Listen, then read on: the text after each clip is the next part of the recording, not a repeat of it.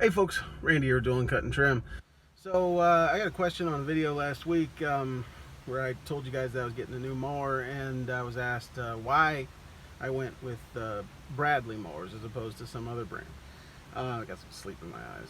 I'm recording this. I got to a job site early. Can't start mowing until 7 a.m. So I got some time to kill.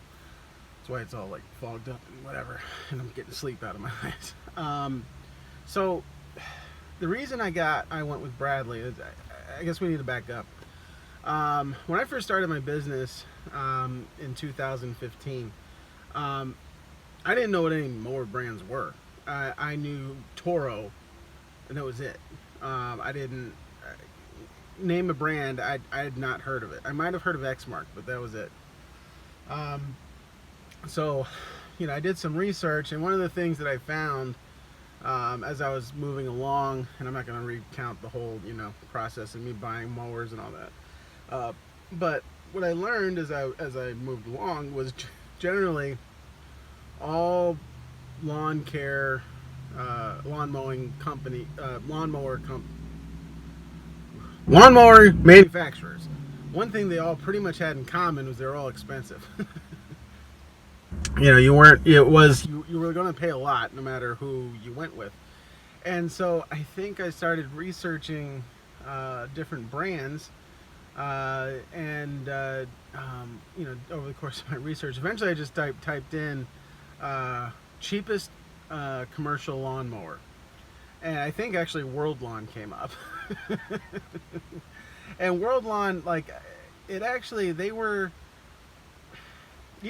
as cheap as I would have preferred, but they were cheaper than everybody else, but not by a lot. And so I was like, well, maybe I guess I'll try it when the time comes. I guess I'll maybe look into World Lawn. I don't know. And actually, a World Lawn dealer opened up not too far from my house. There's not a lot in the ways of mower dealers around me.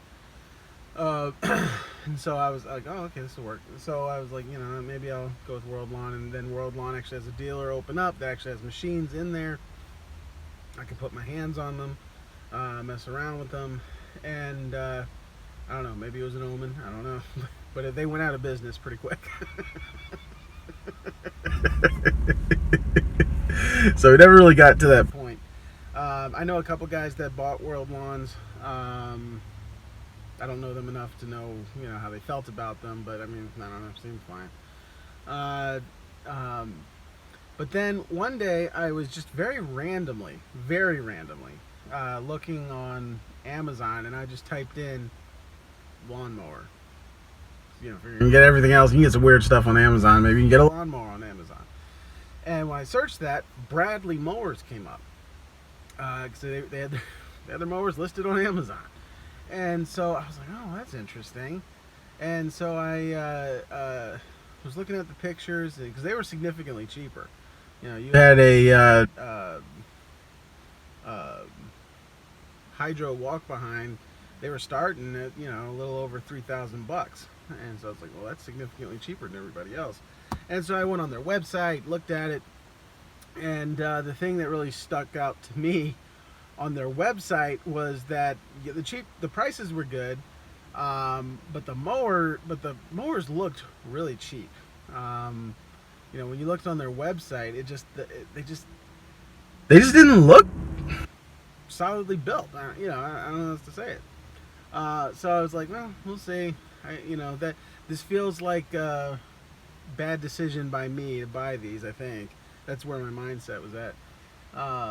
But then, I believe in 2018, and I'll have to double check this because I'm just doing this off the top of my head, but I believe in 2018, Brad with Copper Creek Cuts did a video where he was saying, these Bradley machines look very similar to Bobcat machines. And I was like, Bobcats are, they're not like a big brand, at least for my area, but they are a established larger brand.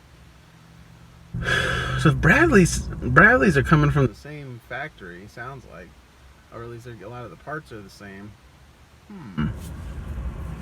just something to keep in the back of my head. So I kept thinking about it, and Bradley eventually released stand-on mowers. Well, they actually had stand-on mowers before, but they were kind of weird. Like where the the control assembly on a walk behind is kind of at a 45-degree angle from the machine, for where you put your hands. They had standards, but like that control was just at a 90-degree angle instead of the 45, and it came standard with a sulky. But like they were looked to me like they were literally the same machine as the walk behind, just the controls were straight up as opposed to out. But then they actually released the actual standard. So in 2019, I was able to go to the GIE Expo for the first time, and I wanted to go to the Bradley booth. I was just really intrigued. I really wanted to look at these things. There weren't a lot of them out in the wild. At the time you looked on YouTube, there wasn't much in the way of Bradley machines to look at. So I was very curious. And so I went to the Bradley booth. And actually it was funny. I ended up meeting one of you at the booth. I want to say your YouTube name is Backyard Grill Master. I can't remember, dude. And I'm sorry. I'm not going to look it up right while I'm recording this video. But I actually met him there. And while we were looking at the Bradleys, just talking, and I told him, I was like, the funny thing, man, is like these look so cheap on their website. They look like really rickety, but when you look at them in person, these are really solid built machines. I mean, they're heavy duty.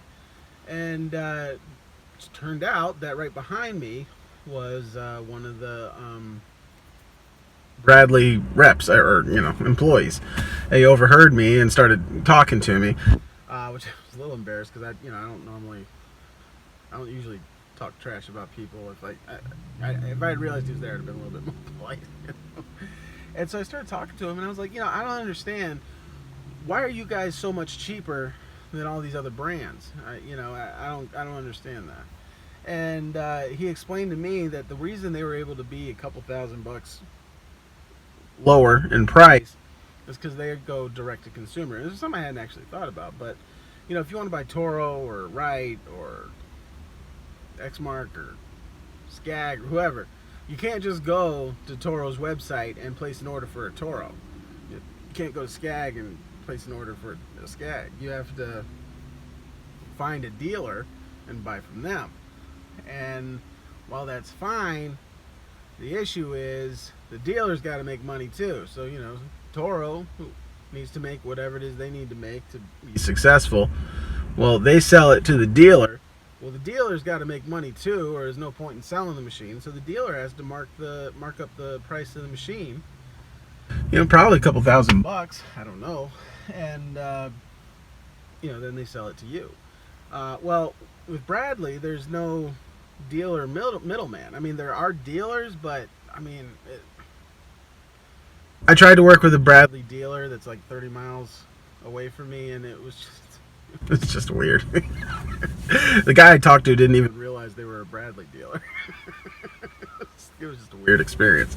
So you order directly from Bradley. So there's this middleman that needs to make money that's no longer there.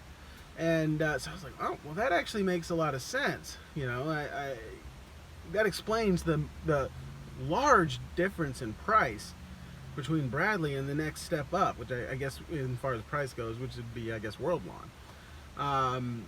And so that really kind of sent it over the edge for me that if Bradley was using the dealer model, they would be much more similarly priced than some of their competitors. And that's what really kind of sent it over the edge for me to use a Bradley machine. At some point, will I go with a more mainstream mower company, or mower? Maybe at some point, if Bradley doesn't do something similar to it, the Toro multi-force standards are very cool. I've gotten to use them before, and they are really nice. price. But you know, looking at the Bradley machine, my concerns about quality were really relieved when the guy explained to me how they're able to keep their prices low, and it wasn't like a BS answer. You know, looking over the machine, they're not complicated. I think Bradley mowers are going to be much easier to service than the Toro Pro line I had, or have. So yeah, so that's the reason. So if you guys were curious, now you know that's why I went with Bradley. You know, and I'm trying, you know, by purchasing the mower that you know what, I can't get into that, because if I go into all the logic of why I bought what I bought, that would reveal what I bought, and you guys don't know exactly what mower I bought yet. Hopefully you'll find out at the end of this week. I spoke to the Bradley rep yesterday, and he told me that my mower was slated to be on the truck out of there Wednesday. So, which is kind of cool. You know, it's like, it's not, they're building it. You know, it's not like I went to a showroom floor and was like, oh, I'll take that one.